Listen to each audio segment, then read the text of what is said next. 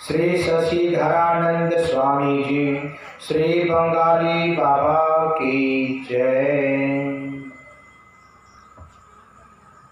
सिया राम मैं सब जग जानी, करम प्रणाम जोर जुग पाई। यक्ष नाग किन्नर गंधर्व, देव दानव दैत्य, विधाता के सृष्टि में जड़ जंगम चेतन जितने भी जीव हैं, सभी के श्री चरणों में मानसिक रूप से इस बालक का कोटि कोटि नमन। इस पवित्र भूमि पर उपस्थित सभी श्रोतागण, माताएं बहने, प्यारे बंधु एवं बांधुओं, अपने मन रूपी सुमन को भगवान के श्री चरणों में अर्पित करके चलें।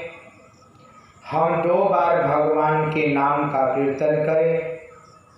इसके बाद जैसे हनुमंतलाल जी महाराज की कृपा होगी, सद्गुरुदेव भगवान की कृपा होगी, जैसे इस बालक को शब्द प्रदान करेंगे, उन्हीं शब्दों में भगवान की सुंदर अमृतमयी ज्ञानमयी कथा का रसवादन करेंगे, जो जीवन की सार वस्तु है। 2 बार भगवान के नाम का कीर्तन।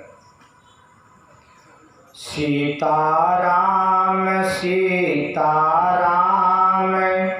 सीताराम सीताराम सीता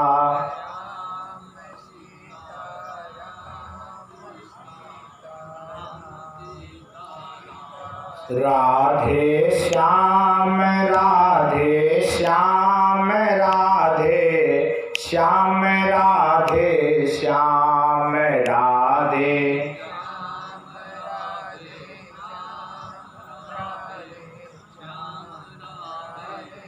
राधे श्याम राधे श्याम राधे श्याम राधे श्याम राधे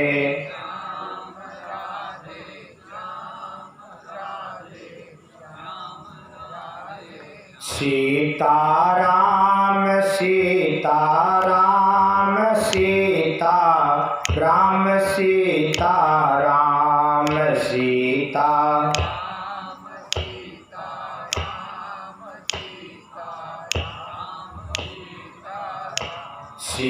सीताराम सीताराम सीता राम सीताराम सीता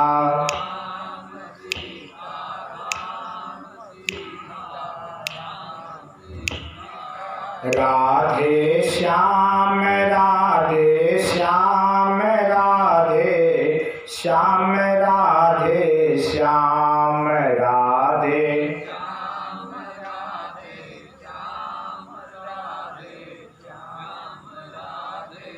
प्रेम से बोले श्री हनुमंतलाल जी महाराज की, श्री सद्गुरुदेव भगवान की। आवे बंधुओं, भगवान की सुंदर कथा का हम रसवादन करें। कथा का मतलब क्या? भजन का मतलब क्या? कथा वह शब्द है जिस शब्द को श्रवण करने के बाद जो अपनी मन की व्यथा है वह समाप्त हो जाए। मन की व्यथा क्या है बंधुओं? मन चाहा, धन नहीं मिल रहा है, ये मन की व्यथा नहीं है। इसे मन की व्यथा नहीं कहते हैं। मन चाहा, मकान का, बेटी बेटे का, परिवार का सुख नहीं मिल रहा है, इसे व्यथा नहीं करते हैं। कल आप लोग को बालक एक शब्द दिया, मानस का अंतिम शब्द, मौसम दीन न दीन हित, तुम समान रघुवीर, अस विचार रघुवंश मणि, हरहु विषम भव पीर, हरहु विषम भव पीर, हरहु विषम भव पीर। विषम शब्द बाबा जी लगाए, विषम भव पीर। और विषम भव पीर जीवन में हम मानव की कब आती है? लोग कहते हैं कि जरा सा भी कोई शरीर में दुख हो गया तो कहते हैं भगवान दुख दे ले होंगे। कौन गलती कैले ला कि भगवान इतना दुख देते होंगे? लोग भगवान को दोषी बनाते हैं, ईश्वर को नहीं। बंधुओं, परमात्मा कभी किसी को दुख नहीं देता है, ना तो किसी को सुख देता है। मानस में साफ लिखा है, परमात्मा सिर्फ एक काम करता है, हम मानव की जीव की रचना करता है और सुख दुख दोनों पाने के लिए परमात्मा बुद्धि दिया है, विवेक दिया है, ज्ञान दिया है, सुंदर शरीर की रचना किया है। अब तुम्हारे पीछे बार बार परमात्मा सुख और दुख देने के लिए दौड़ेगा नहीं। गीता में भगवान साफ कहते हैं, सब अपने कर्म के अनुसार सुख और दुख पाते हैं। मानस में भी बाबा तुलसीदास जी लिखे हैं, निज निज कर्म भोग सुख दाता। मानव अपने कर्मों के अनुसार सुख और दुख पाता है। पर हरहु विषम भव पीर, दो बार जीवन में दुख होता है प्यारे बंधु, मात्र दो बार। दो बार छोड़कर तीसरा बार ऐसा कहीं प्रमाण नहीं मिला है कि मानव को दुख होता है। मात्र जीवन में पूरे दो बार दुख होता है। बोले कब कब बंधुओं? जियत मरत दुसह दुख होई, दुसह दुख। जिस दुख को माई का लाल पूरे ब्रह्मांड पे कोई डॉक्टर ठीक नहीं कर सकता, कोई डॉक्टर दवा नहीं दे सकता। दुसह दुख का कोई औषधि नहीं है। दुसह दुख का तो मात्र केवल एक औषधि है, एक दवा है, कोई डॉक्टर नहीं दे सकता। वो हमारे संत भगवान की कृपा है, औषधि है, कृपा औषधि है। बोले वह क्या है बंधुओं? भगवान की कथा, संत की सेवा। यह चरित जो गावहि, हरि पद पावहि, तेन परहि भव को पाव। जो भगवान की चरित्र से प्रेम करता है, जो भगवान की कथा से प्रेम करता है, जो भगवान की कथा को श्रवण करता है, प्रेम से गाता है, उसे भवकूपा में नहीं पड़ना पड़ता है। विषम भव पीर, विषम भव पीर क्या है? बार बार माँ के गर्भ में, किसी भी योनि में, चाहे कीड़ा मकोड़ा, पशु पक्षी, जड़ जंगम चेतन, बोले किसी भी योनि में, किसी भी माँ की गर्भ में आना और 2-4 महीना, 10 दिन, 2-4 साल, 100, 10, 20, 50 बरस जी के इस संसार से फिर चले जाना, फिर आना, फिर जाना। बोले आज कितने बार हम आ चुके हैं? 84 लाख बार इस धरती पर आने के बाद अंतिम बार मौका ईश्वर दिया है, मानव जीवन दिया है। मानव जीवन दिया इसलिए कि अब ऐसा कोई कर्म करो कि अब किसी माँ के गर्भ में आना नहीं पड़े। है बोले जीवन में 2 बार दुख होता। एक बार कब? उस आदमी से पूछो या तो गरुड़ पुराण से पूछो। अइने जमराज हो पलंग चढ़ बैठे, अइने जमराज हो पलंग चढ़ बैठे। जिस समय आदमी का प्राण निकलता है, अंतिम श्वास इस शरीर से निकलती है, तो यमराज बोले हमारे सिरहाने आके खड़े हो जाते हैं। यमराज के दूत आकर हमारे सिरहाने खड़े हो जाते हैं और मरने वाला व्यक्ति जिसका प्राण निकलता है, गरुड़ पुराण में लिखा है कि वो यमराज को देखता है। यमराज उसे देखते हैं पर वह किसी से कह नहीं पाता है। क्यों? क्योंकि उसको हुटकी लगी रहती है, गला रूंध जाता है, उसकी आवाज़ नहीं निकलती है और बहुत करेगा तो आय माई आय बप्पा चिल्लाएगा। और अंतिम समय जब प्राण निकलता है तो उसके बदन में इतनी पीड़ा होती है, इतनी पीड़ा होती है, पुराणों में लिखा हुआ है कि मानो 1000 बिच्छू एक साथ में डंक मार रहे हो।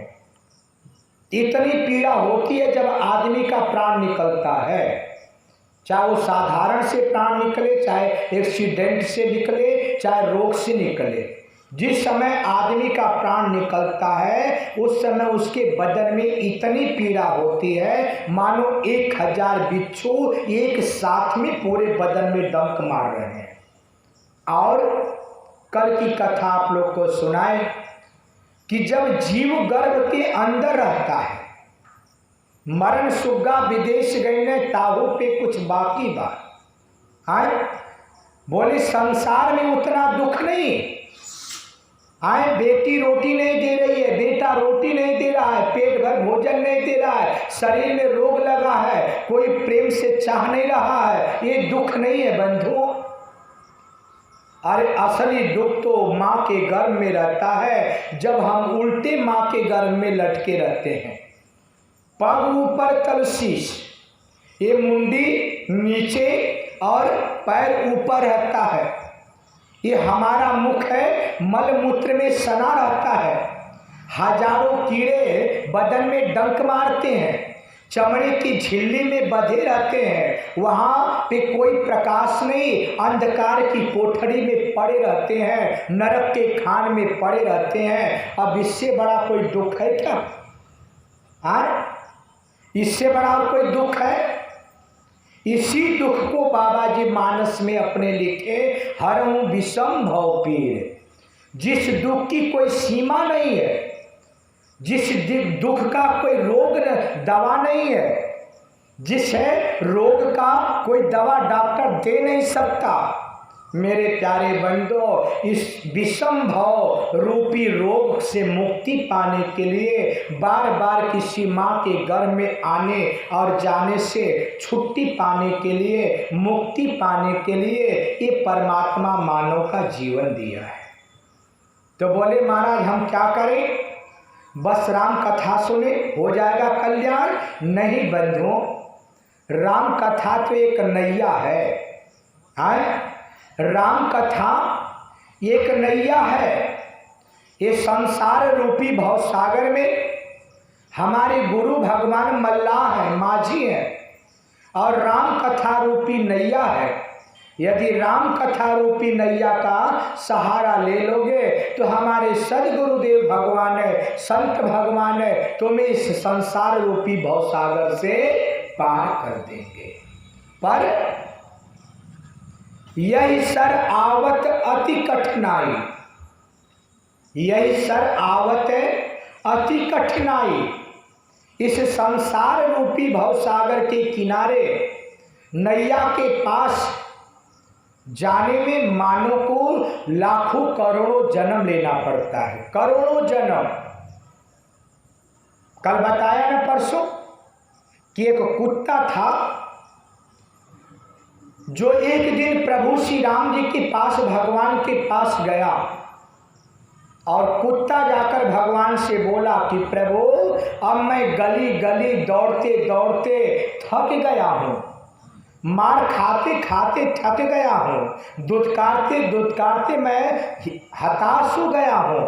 आधा पेट कभी भोजन, कभी घमी का घमा, कभी मुट्ठी भर चना, कभी वो भी मना। प्रभु आधा पेट भोजन करते करते, जूठा खाते खाते मैं थक गया हूँ प्रभु, अब मुझे विश्राम की जरूरत है। हमारे भगवान कहते हैं, हे भाई कुत्ता, जा अब मैं तुझे विश्राम की योनि में भेजता हूँ, वहां पे तुझे विश्राम मिलेगा। तो उस कुत्ते को मेरे नारायण क्या करते हैं, मानव की योनि में भेजते हैं। और मानव यहाँ आकर कहीं कुत्ता से ज्यादा दौड़ने लगता है। कुत्ता से ज्यादा दौड़ रहा है, कुत्ता से ज्यादा अपमान सह रहा है समाज का, कुत्ता से ज्यादा जूठन खा रहा है, कुत्ता से ज्यादा डंडा मार गाली खा रहा है, फिर भी आज हम मानव को ज्ञान नहीं हो रहा है। प्रेम से बोले लक्ष्मी नारायण भगवान की। तो मेरे भाई पहला काम करो, 2-4 आज सूत्र बालक आपको देगा, इसके बाद अपने कथा की तरफ बालक बड़े अच्छे ढंग से ले चलेगा। यदि आज समय से 2-4-10 मिनट बेसी हो जाए तो नाराज मत होना आप लोग, 2 ही दिन की बात है। बोले 2-4 सूत्र बालक देगा आप लोग को। पहला सूत्र क्या है कि आज लोग 1-2 लड़का पैदा कर देते हैं ना, 1-2 लड़की पैदा कर देते हैं, तो उसको बचपन से लेके और जब तक वह अपने पूर्ण रूप से पैरों पे खड़ा नहीं हो जाता है, तब तक लोग लड़के को, अपने बच्चे को, बच्चियों को समझाते हैं। यदि बेटी स्कूल जा रही है तो उस पर नजर रखते हैं, बेटी देख गलत जगह मत जाना। बेटा यदि कहीं जा रहा है, बेटा देख संभल के जाना, कोई गलत काम मत करना, गलत जगह मत जाना। यानी बेटी को लोग, बेटी को, भाई को, पत्नी को समझाते हैं। अरे मेरे प्यारे बंधुओं, जिसको समझाना चाहिए उसको तो हम आप समझाते ही नहीं हो। जिसको समझाना चाहिए उसको तो आप समझाते नहीं हो, समझाते हो नकली बेटे को, समझाते हो नकली बेटी को। मैं निवेदन करूंगा कि आपको यदि समझाना ही है तो अपने असली बेटे को समझाओ ना, कि बेटा कहीं गलत जगह मत जाना। यदि समझाना है तो अपने असली बेटी को समझाओ, बेटी कहीं गलत जगह मत जाना, बेटी कोई गलत काम मत करना। बंधुओं, दिल पे हाथ रख के पूछो, उस नकली बेटी को, नकली बेटा को समझाने के पहले यदि आप जिस दिन असली बेटी, असली बेटा को समझाना शुरू कर देंगे और आपका असली बेटा, असली बेटी यदि समझ जाएगी, आपके बस में हो जाएगी, तो इस संसार की जो नकली बेटी बेटा पैदा किए हो ना, इनको समझाने की आवश्यकता नहीं पड़ेगी। ये तो नकली है भैया, ये नकली है। आप कहोगे कि महाराज असली कौन है, थोड़ा असली बेटी बेटा को बताओ। तो मेरे भैया ये नकली बेटा है, 2 तरह से प्रमाण ले लो। बोले नकली बेटा क्यों है? श्रीमन नारायण नारायण